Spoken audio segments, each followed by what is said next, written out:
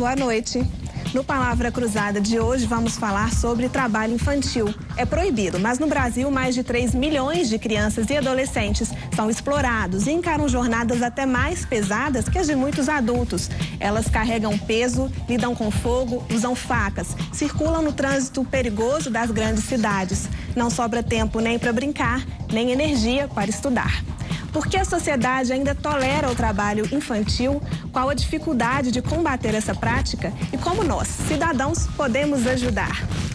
Aqui comigo estão a secretária de Assistência Social, Simone Albuquerque, a psicóloga e coordenadora do Fórum de Erradicação do Trabalho Infantil, Elvira Conzendei, e os jornalistas Wilson Gomes, da TV Alterosa, e Sandra Kiffer. Você também pode participar enviando dúvidas ou comentários para nossas redes sociais. Palavra Cruzada começa agora.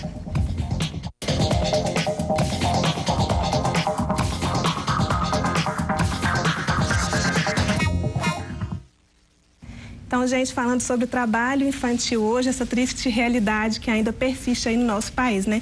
Uma frase que a gente escuta muito falar, Simone, queria que você comentasse, é o seguinte: melhor trabalhando do que roubando, né? Isso dá a impressão de que, de alguma forma, o trabalho precoce previne aí a marginalidade. Tem alguma verdade nisso? Não, isso é primeiro, boa noite a todos, né? Um prazer estar aqui. Isso é um dos mitos na questão do trabalho, né? Principalmente trabalho de crianças. Na verdade, a nossa cidadania, a cidadania brasileira, ela vem muito construída com a carteira de trabalho. Então, é como se trabalhar dignificasse, né? Trouxesse dignidade e acesso às outras políticas, né?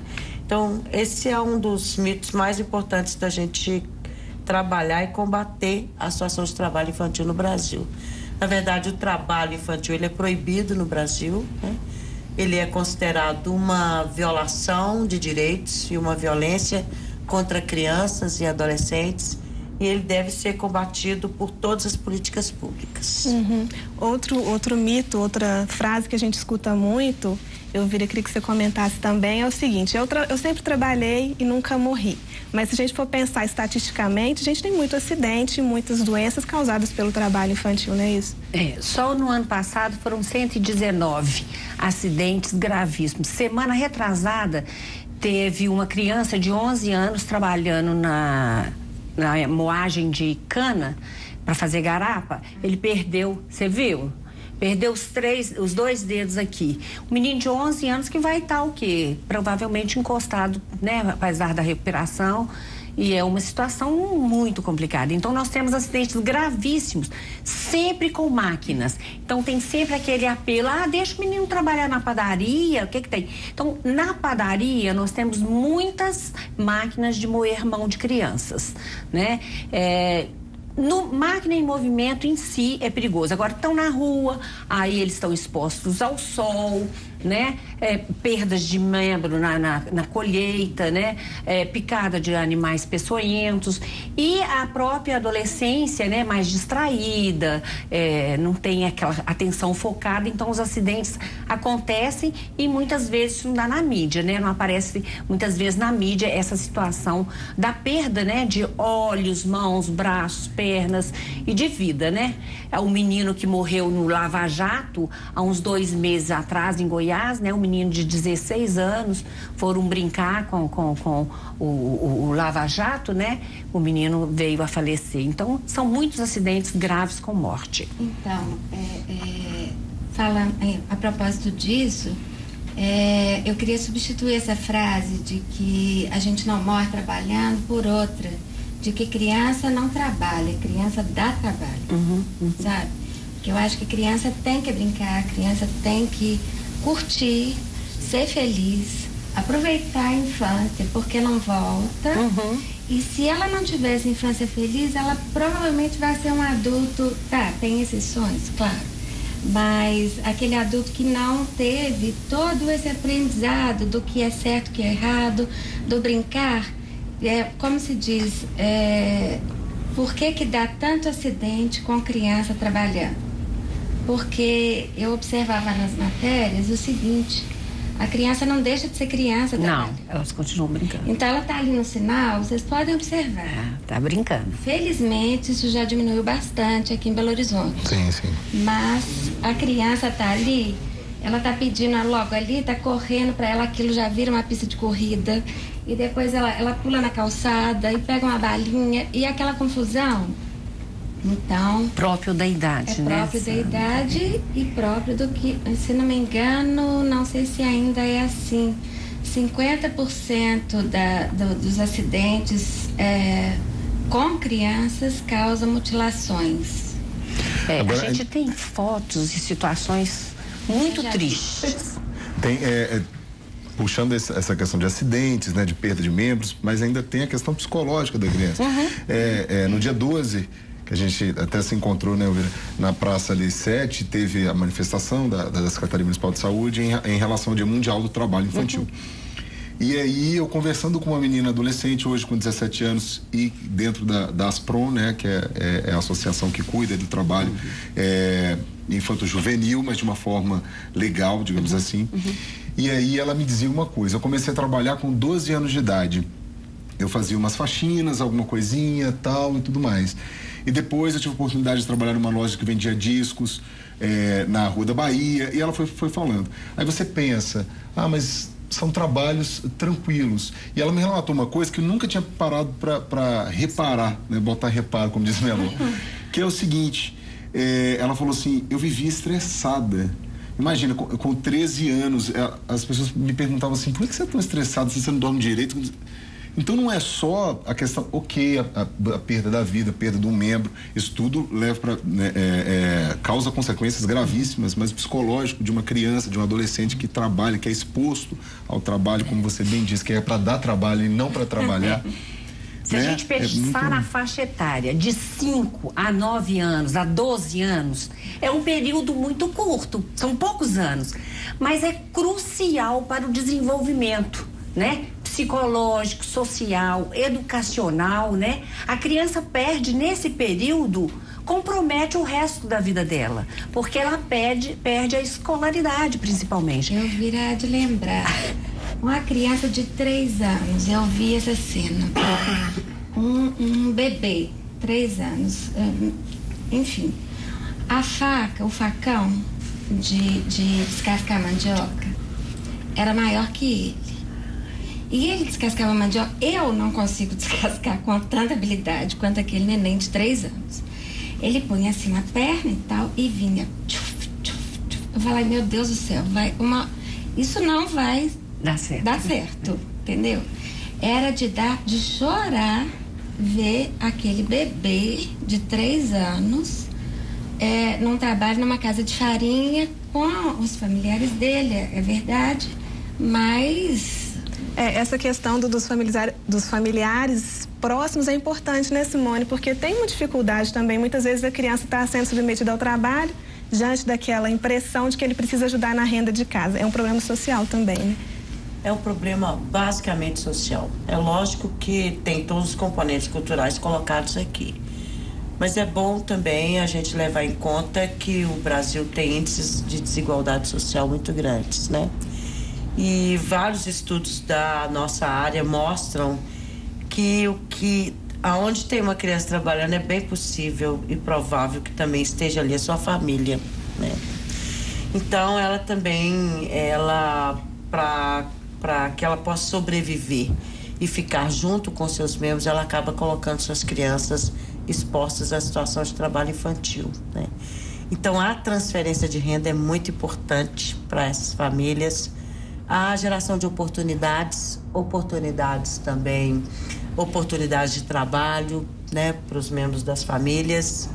E, claro, também uma compreensão de que, para a gente combater o trabalho infantil no Brasil, é preciso que a gente também pare com o caráter geracional da desigualdade social.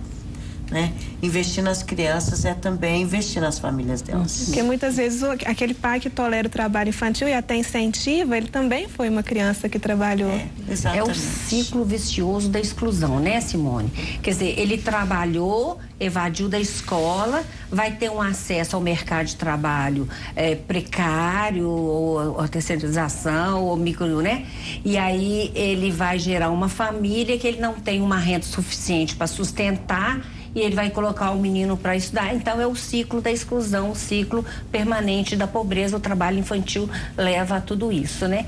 E a gente tem várias estatísticas, né, Simone, em relação quem está hoje em cárcere privado, 86% são oriundos do trabalho infantil, né? Quer dizer, o trabalho infantil também gera toda essa carga, né, de um peso para a sociedade, né? Tanto na renda mínima que a Simone falou, quanto também de outras violências. Outra cena, complementando, que não me sai da cabeça, é quando a criança não só complementa a renda da família, que é fato, o Brasil é desigual, mas quando ela é a chefe de família. A gente na olaria fabrica tijolos e o menininho tinha 11 anos e o irmão 8. E ele, a mãe trabalhava lá também, mas a mãe colocou para ele o seguinte: seu pai foi embora e agora você é o chefe da casa. Gente, eram 3 horas da manhã, né? Essa vez eu não aguentei. Eu acabei chorando, porque 3 horas da manhã, aqueles meninos levantavam, iam para fabricar tijolos, é um trabalho pesado. E o menino, ele tomava conta dele, da vida dele e do irmão. Anda logo, só, termina aí que nós temos que fazer tantos tijolos agora. E eu falei assim, escuta aqui, querido, e aí na escola, como é que é? Aí ele falou assim, eu tô meio uma bomba, dona, mas às vezes eu consigo ficar acordada, às vezes não. Sabe, assim? Então, é difícil ver. E eu não sei até que ponto que isso dignifica uma pessoa, como dizem, o trabalho enobrece o homem, né? Mas sabe, até que ponto isso dá certo. E nessa situação da dinâmica familiar aí, a gente ainda tem muito trabalho doméstico, né? Trabalho infantil doméstico. A gente vai até falar desse assunto. Eu vou chamar o intervalo, a gente volta daqui a pouquinho com a Palavra Cruzada. Vamos falar um pouquinho então do trabalho infantil doméstico. Até já.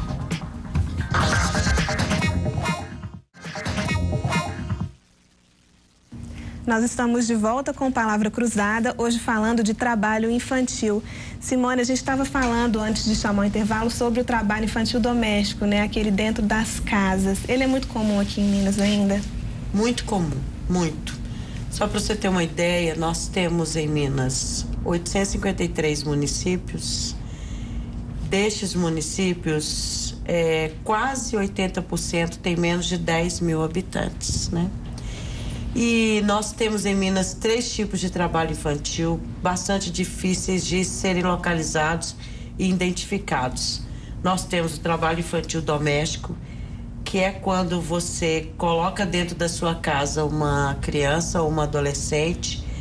Ele vem normalmente do interior para trabalhar, né, nos grandes centros urbanos. Ele trabalha e mora ali de graça, né? Dorme na sua casa, trabalha o dia inteiro. Nós ainda temos esse tipo de trabalho infantil e por isso ele é de difícil identificação. Ninguém vai aos nossos centros de assistência social no estado inteiro, bate na porta e diz bom dia, meu nome é fulana e eu tenho dentro da minha casa uma criança que não estuda e que trabalha o dia e muitas vezes só vai dormir na hora que a família toda vai dormir também. Então essa é um tipo de trabalho de difícil identificação. É preciso que a gente tenha uma proteção mais proativa ou de busca ativa, né? Se não me engano, ele não era regulamentado, né? esse trabalho? Não. Agora né? O trabalho da empregada doméstica acima de 18 anos é regulamentado. Então deve ter piorado a situação com essa nova lei da funcionária doméstica, porque né? Muita gente não quer pagar a carteira assinada. Será que... E aí busca, não piorou? Isso aqui é uma adolescente de 16 anos. Eu tô criando essa menina. Existe como o que eu estou dizendo. Olha, só para vocês terem uma ideia da dificuldade da identificação desse tipo de trabalho, nós temos, pelos dados do IBGE de 2010, né, que o censo é de 10 em 10 anos, 501.170 casos de trabalho infantil em Minas Gerais. Nós temos identificados nos nossos cadastros, no cadastro do Sistema Único de Assistência Social, 5.244 casos. Imagina, não é nem 10% da quantidade de trabalho infantil identificado no censo de 2020, de 2010, desculpa. Então não dá pra gente dizer se aumentou ou se diminuiu. E né? vocês não podem entrar nas casas, naturalmente? Podemos. Podemos entrar. O Ministério do Trabalho, se houver denúncia, a gente precisa... o lar é inviolável, né? Sim. Então, o Ministério do Trabalho não tem essa prerrogativa. Ela precisa de uma decisão judicial, uma liminar, para ele poder adentrar. Mesmo os conselheiros tutelares também, eles muitas vezes vão com... Então, para a gente saber se alguém souber de algo parecido, é possível denunciar sabendo que isso vai... É bom, nesses casos, resultado. A denúncia no Ministério do Trabalho, a gente pode chamar as partes para ir lá conversar, a adolescente e a empregadora. Se ela não comparecer, já é um outro modo de suspeita em relação àquele trabalho.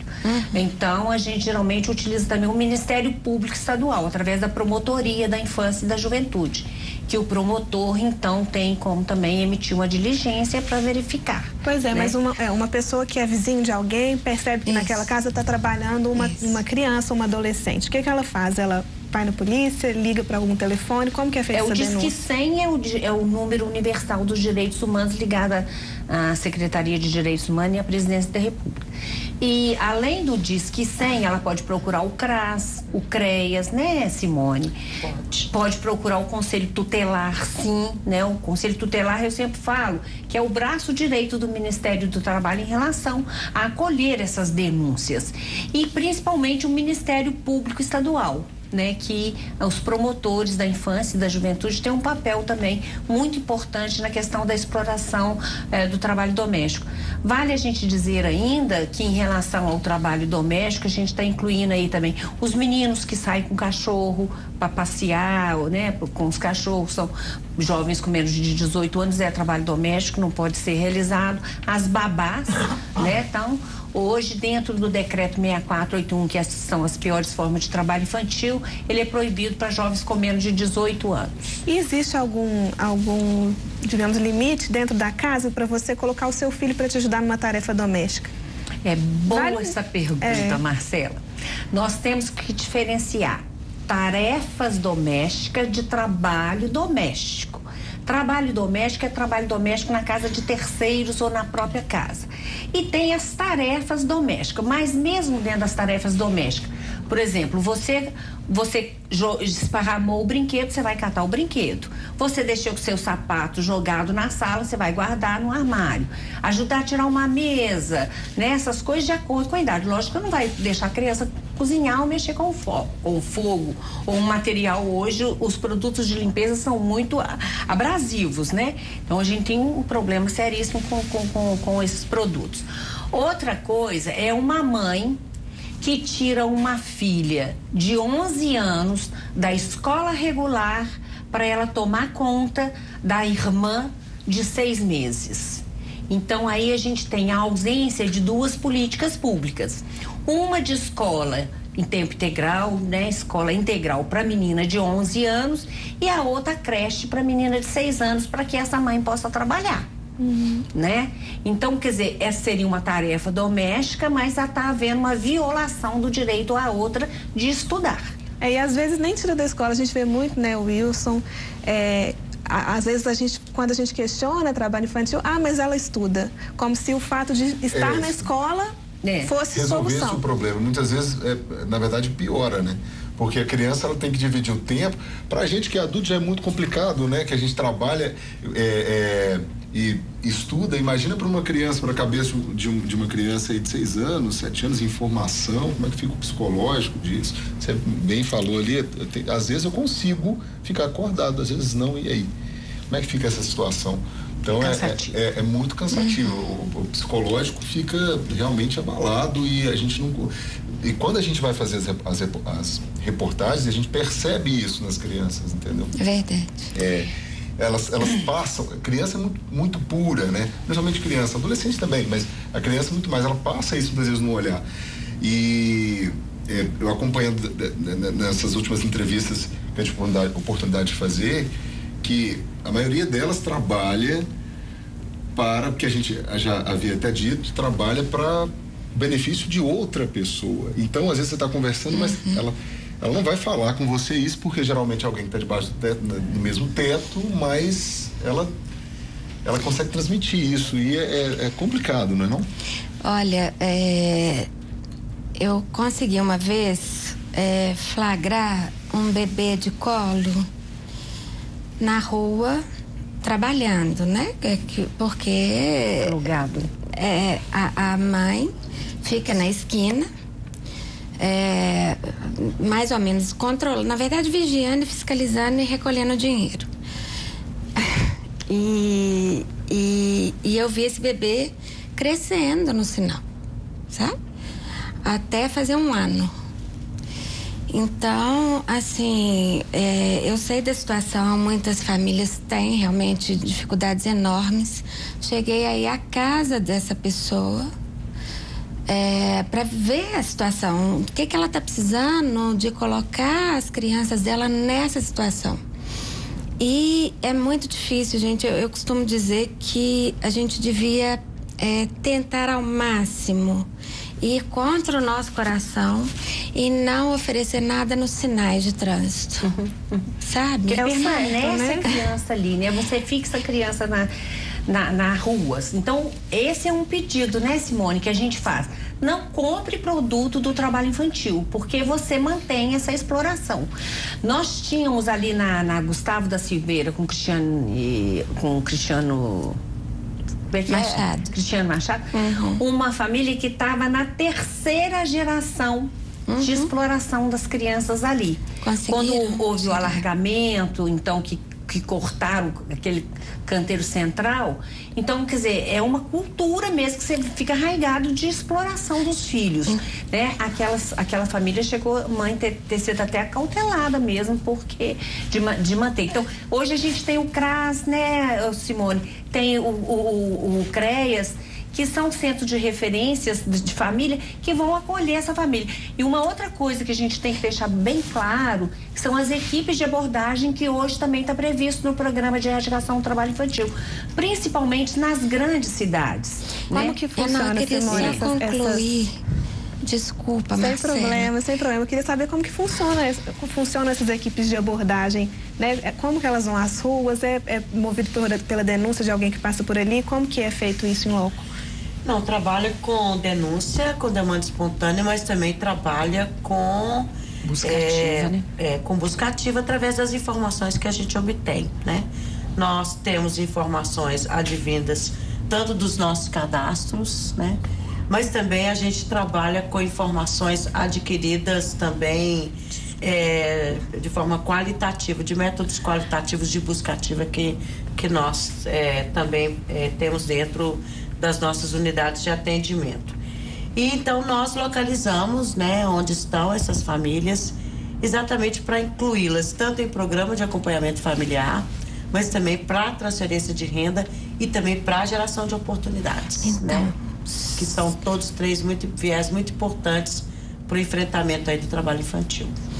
Realmente, eu só queria concluir o caso porque muitas vezes as pessoas veem a criança na rua, no colo de uma outra criança ou no colo até da mãe, e a gente pensa, nossa, ela está precisando muito daquilo, né?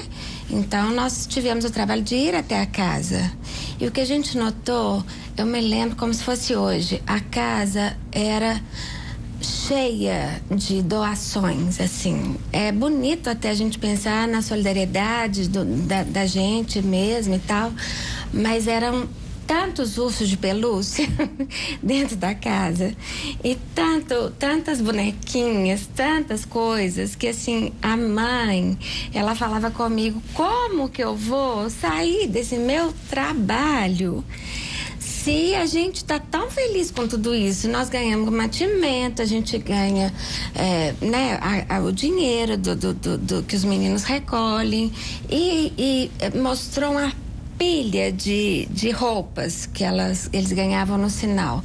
Então, assim, eu imagino o trabalho de vocês também para atuar nessas frentes, que não deve ser fácil convencer, né, uma mãe dessa. Desmistificar isso, né, gente, e mostrar para a família essa conscientização de que há realmente uma exploração, né, que a criança vai ser prejudicada lá na frente. A gente teve com o PAIR, que é o Programa de Ações Referenciadas, a questão do trabalho doméstico. E a gente, na época, com esse programa, a gente pôde conversar, entrevistar as mães que eram empregadas domésticas, que é outro ciclo da pobreza também. Geralmente, a empregada doméstica acaba colocando as filhas na mesma situação. E quando elas sentaram, conversaram e conscientizaram, elas falaram, não, mas o que eu estou fazendo com a minha filha? Nunca mais minha filha vai ser empregada doméstica. Então, mudar essa cultura realmente é complicado. E entra a questão, aí que entra a questão da importância da transferência de renda também, né, Simone? Porque com Bolsa Família e outros programas de transferência, a gente tem aquela exigência da criança na escola e longe do trabalho. Condicionalidade. Então, é impressionante como que depois do programa Bolsa Família, a gente conseguiu diminuir o trabalho infantil no Brasil, né? Chega em torno aí de 20%, né? Só com a implantação do programa. Isso é muito importante dizer, porque tem também um problema enorme no Brasil com as pessoas que recebem transferência de renda, né? Fica achando que é porque elas são preguiçosas, não querem trabalhar, né? Na verdade, 70% das famílias que recebem Bolsa Família, elas trabalham. Só que a renda delas não chega a $1 por dia, né? Então, os programas de transferência de renda, eles são absolutamente importantes, até para que as crianças tenham tranquilidade de ficar na escola, né? Para que a gente possa criar presente e futuro de oportunidades para essas crianças e essas famílias. Porque também outra coisa importante nessa abordagem é a gente não ficar culpabilizando as famílias, né? Normalmente as famílias pobres ou as famílias que utilizam das crianças para o trabalho, elas também, é a única chance também delas continuarem juntas, né? Hoje no Brasil nós temos situação de famílias abandonadas e não de crianças abandonadas, né? É relativamente fácil a gente culpabilizar quando a gente está, digamos, de barriga cheia também, né? Mas a ideia do imediatismo tem a ver com uma carência imediata de comida e de questões básicas também, né? Nem todo pobre coloca os filhos para trabalhar, né? Nem todos. Né? Então, eu até seguindo o caminho que a Sandra deixou para nós, na reportagem que ela fez, a gente viu uma senhora que ela falou assim, olha, eu lavo, eu passo, eu faço faxina, eu faço isso, mas minhas filhas estão estudando, ela, né, sozinha com as duas meninas, eu faço questão que elas estudem. Quer dizer, existem valores, porque educação também não é um valor muito valorizado no nosso país, né? Então, tem família, embora humilde, mas que valoriza a escola, né? Pode. Não, é questão, eu fico tentando assim entender, né? São várias questões, social, cultural, mas o que realmente é mais difícil para a gente poder, em pleno século XXI, conseguir virar e falar assim, olha, estamos diminuindo com os números. O que é mais difícil? É a abordagem? É transformar a cabeça das pessoas, né? Assim, não agir com imediatismo? Eu posso tentar dar um palpite, assim. O que eu vi, o que a gente vê é que essas pessoas já não tiveram, normalmente é um ciclo que vai se repetindo. Elas já não tiveram essa formação, então elas não conseguem um emprego. Como elas não conseguem um emprego, elas têm que, de alguma maneira, obter a renda. A renda, então, põe os filhos para trabalhar. E eles, por sua vez, já não vão ter a formação. Aqui no Brasil, a gente com a formação já é difícil, imagina sem, né? Então, isso vai se repetindo, assim, é um palpite que eu dou. Inclusive, eu gostaria de denunciar eu já vi aqui nessa avenida, aqui na Nossa Senhora do Carmo, recentemente, essa situação se vocês puderem, aproveitando aqui ao vivo, dar uma olhadinha nisso, seria bom. O que acontece muitas vezes é o que eles colocam as crianças até para amolecer muitas vezes o coração, né? Porque quando passa o adulto, o não muitas vezes já tá pôr na língua, né? Ah, não, obrigado, tal, isso aqui. Aí vem a criança, oferece a rosinha, tal, não sei o que, você debaixo de chuva. Entendeu? É o cristão aí, né? Para ganhar o reino do céu. Porque aí a pessoa quase que se redime. Mas quando a família realmente conscientiza, eu acho que todas as regras têm exceções. Então, quando você realmente conscientiza, a equipe de abordagem, eu acho que é muito importante. Nós saímos de um patamar de 9 milhões e 200, que hoje nós temos 2 milhões e 700, 2 milhões e 900 crianças. Na faixa etária de 5 a 15 anos, no estado de Minas Gerais, segundo a PNAD de 2000 e 2015, nós temos 118 crianças e adolescentes nessa situação. Dividindo isso por 853 municípios, nós temos um número muito pequeno de crianças nessa faixa etária que continuam trabalhando. Então, eu acho também que é uma postura política, né? Tanto da assistência social do município, quanto da figura, né? Da direção desse município em relação a essas crianças. Tem município que tem 3, 4, 5 crianças, mas tem município que tem um número maior, né? Belo Horizonte com certeza tem um número maior. Se você sair às noites, né? Nas ruas de Belo Horizonte, que você vê mas hoje. Melhorou, um mas o trabalho noturno continua. Né? Não, nos bares, quando você nos vai... bares, Alberto Sintra, Curitiba, Savassi, então isso continua. Nós vamos falar desses e de outros problemas daqui a pouquinho, Sandra, sem problema. A gente vai fazer um intervalo agora, mas daqui a pouquinho a nossa conversa continua. Fique com a gente.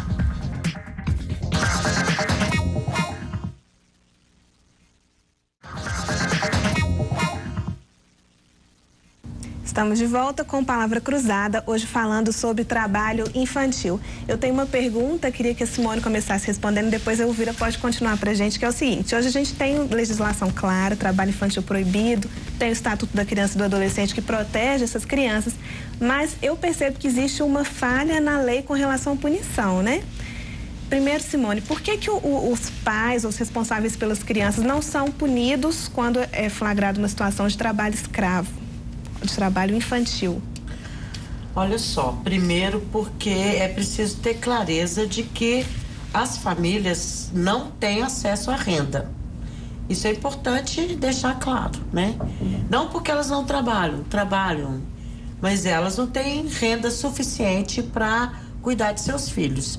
Então, o fato delas serem adultos, das crianças deveriam estar sob a proteção dela, nós temos que entender que o Estado precisa fortalecer o caráter protetivo das famílias, né? Então, salvo exceções, não resolveria uma punição aí para a família, só aumentaria esse ciclo que a gente É claro que é o seguinte, no nosso caso, no caso de crianças e famílias, a punição é chamada de proteção, né?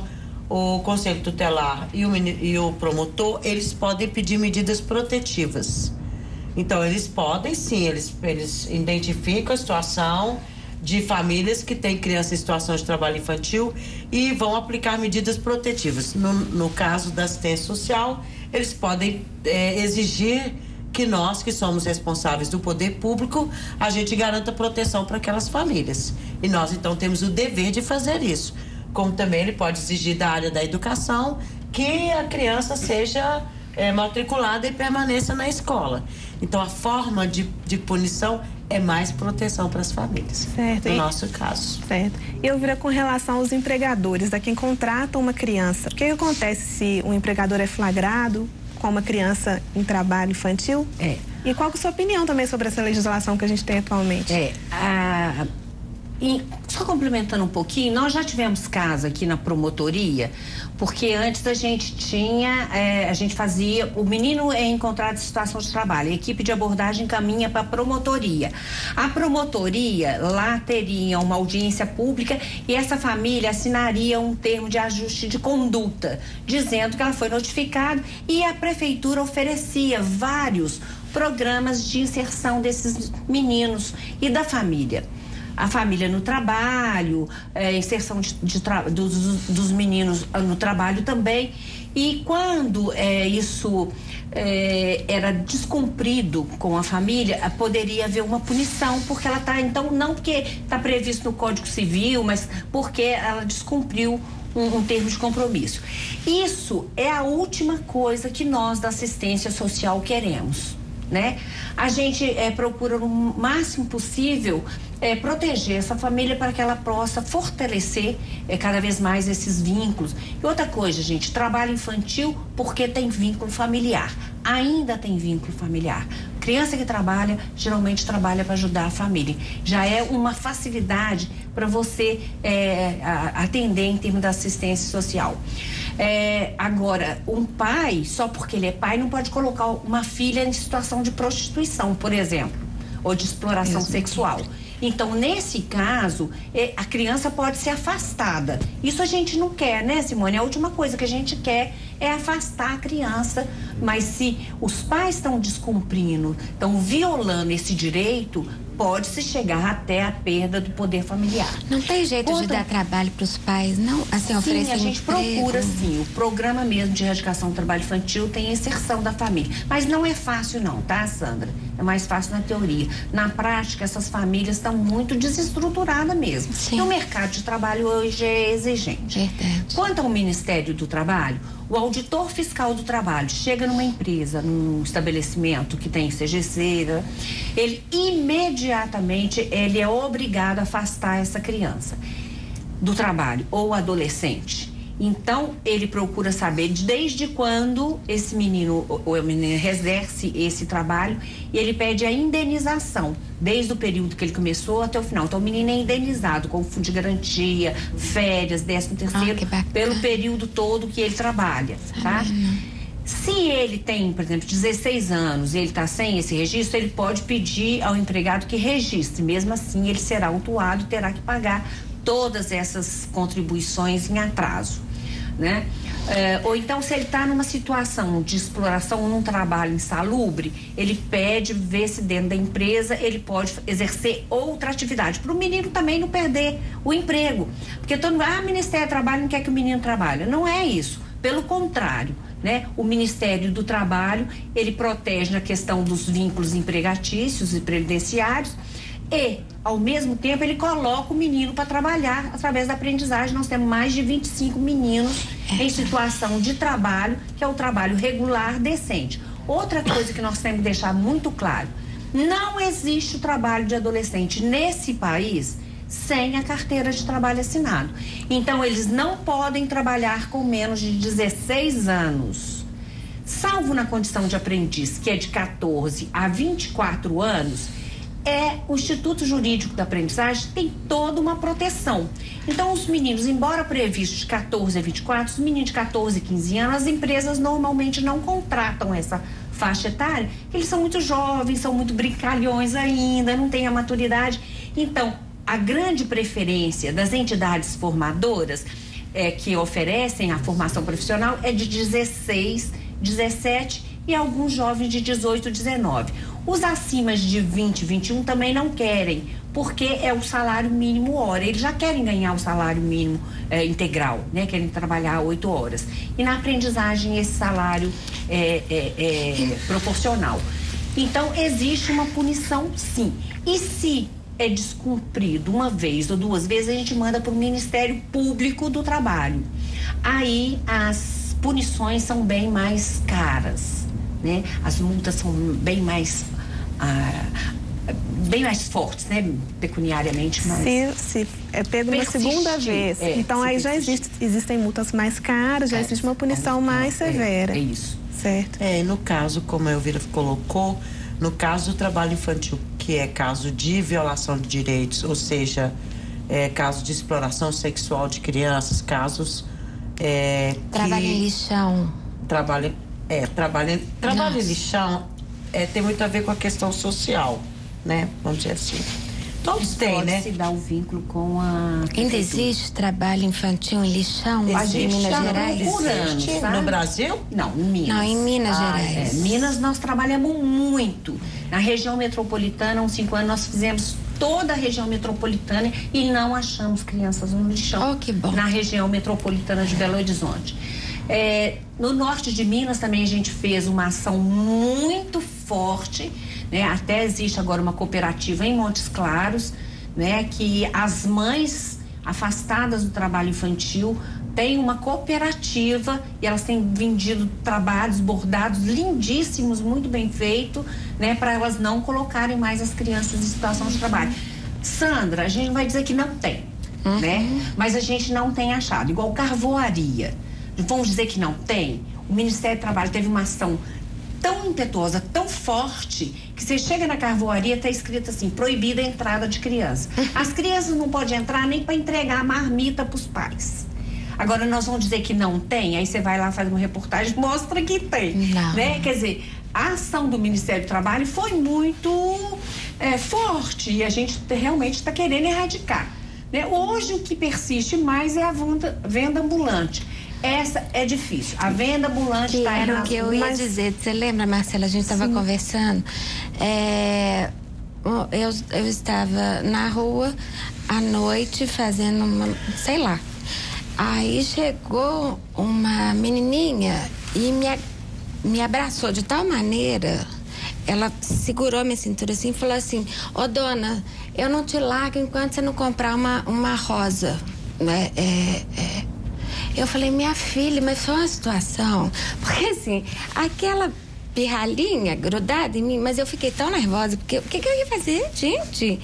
Eu sei lá, eu acho que eu até comprei um negócio, sinceramente, porque... A gente fica no... Nossa, mãe... Existe no Brasil alguma estatística falando que região Nordeste ou Norte acontece mais do que... Porque a gente está vendo que a região Sudeste, Minas, o trabalho que está sendo feito, né, para erradicar o trabalho infantil, por questões sociais, socioculturais, socioeconômicas, acontece com maior frequência? Não, com certeza. As regiões mais pobres, elas têm mais situações de trabalho infantil. O que acontece o trabalho infantil, ele tem uma diferença dependendo dos territórios. Por exemplo, aonde tem rodovias, você tem mais trabalho infantil de exploração sexual de crianças. Onde você tem a agricultura familiar, você tem o trabalho infantil mais voltado para a agricultura. Sim. Principalmente porque na agricultura familiar é muito comum a família toda trabalhar na agricultura, né? Então, o que acontece é uma diferenciação dependendo do território. Mas, sem dúvida, as regiões mais pobres, elas têm mais situações de trabalho infantil. Sim, mas hoje a gente tem mais... urbanas... É isso que eu ia falar. Hoje eu acho que a gente tem mais nas áreas urbanas do que nas rurais, né? 54% nas áreas urbanas. Inclusive, a gente estava conversando, eu vi aqui com... né, nós todos aqui conversando... E enfim, esse caso dessa moça no sinal, pelas informações que eu obtive aqui, dos câmeras amigos, me parece que elas contam, essa pessoa aqui no sinal conta com a ajuda da avó. Não é a mãe que fica, é a avó. E a mãe é uma garotinha de 17 anos, me parece, que fica no telefone o tempo inteiro, enquanto a terceira geração tá lá no sinal pedindo. E não é só aqui na Avenida Nossa Senhora do Carmo, como também no Buritis. Pelo que disseram, tem também um caso que a gente pode, de repente, depois passar para vocês onde seria isso exatamente. Você até tocou aí por alto num ponto que eu queria que a gente falasse também. Quando a gente fala de exploração sexual e de trabalho com droga, né, a gente está falando de crimes. Aí sim a gente está falando de uma questão mais séria também, né? Exatamente. Aí tem a ver com crime, né? E aí... A nossa legislação, ela inclusive, né, já foi colocado aqui, ela pode retirar, né, a criança da convivência com a família dela. É claro que todo o nosso esforço é para que isso não aconteça, né? Todo o nosso esforço é para que a gente retire o violador da convivência até que a gente consiga restituir a ambiência possível de convivência novamente com a criança. Muitas vezes é possível, muitas vezes não. Muitas vezes é preferível retirar de fato da convivência. Mas eu julgo até mesmo aquela pessoa que, numa situação de exploração sexual, paga por isso para a criança, ele está incorrendo num crime. Está incorrendo num crime. Exatamente. Pode ser punido por isso. Com prisão de 2 a 12 anos de reclusão. É importante falar, né? Porque às vezes a gente não denuncia porque fica assim, não adianta denunciar. Adianta denunciar. Sim, adianta, é crime. E outra coisa, igual elas disseram, né, Marcela? Adolescente pode trabalhar. Deve, né? Pode e deve trabalhar quando a família precisa. Ou às vezes aquele adolescente está dando trabalho em casa com outras substâncias tóxicas. É um caso que eu vi recentemente, mas existe o trabalho regulamentado, que é o do menor aprendiz, e que me parece... perdão.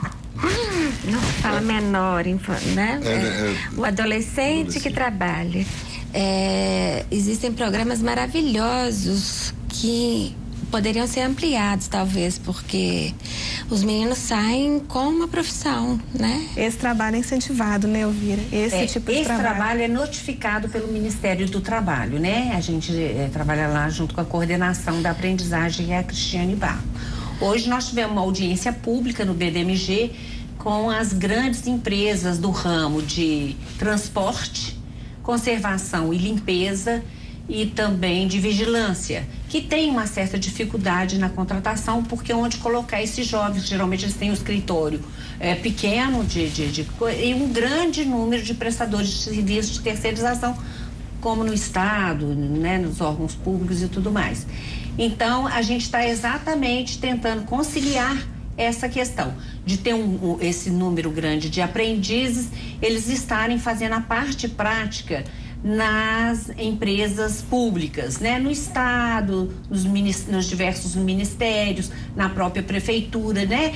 Então a gente tem muito cuidado também a questão do estágio, né? O estágio de nível médio, a gente tem que pensar que é para quem tem um curso técnico. Geralmente os meninos que estão nesse tipo de estágio, eles estão em situação irregular, eles estão como exploração da mão de obra, né? Porque o estágio está elencado a uma atividade profissional.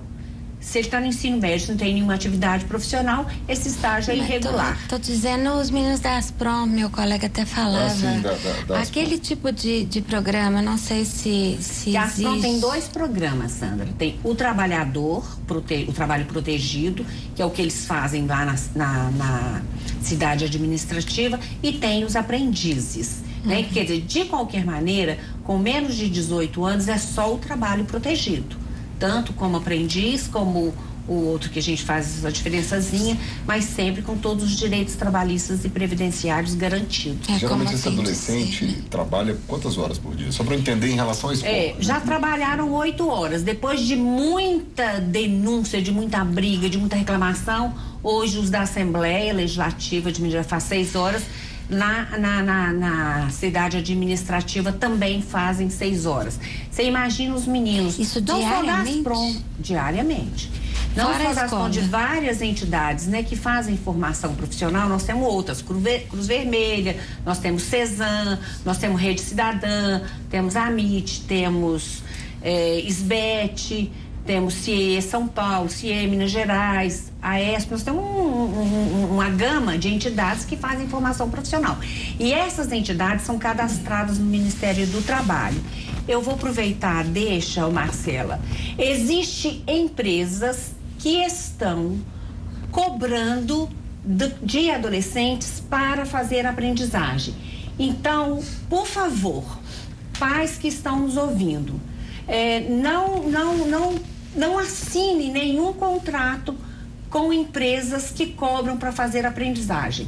A aprendizagem, ela é totalmente totalmente gratuita para o aprendiz. O aprendiz não paga nem um tostão. Então, estão fazendo os meninos assinarem um contrato por 2 anos com prestação de R$200, R$240 por mês. Isso nós temos que tratar como uma violação do código. Substituindo nós vamos ter que encerrar com esse alerta importante aí, Delvira, porque infelizmente nosso tempo acabou. Nós vamos ter que encerrar agora o programa, mas depois você pode conferir o vídeo na íntegra nas nossas redes sociais. Eu queria agradecer a todos vocês que estão aqui comigo no estúdio e a você de casa. E hoje eu termino com uma surpresa. A partir da próxima semana você vai rever os melhores programas do ano e em agosto Palavra Cruzada volta ao ar, ao vivo, com muitas novidades. Até lá!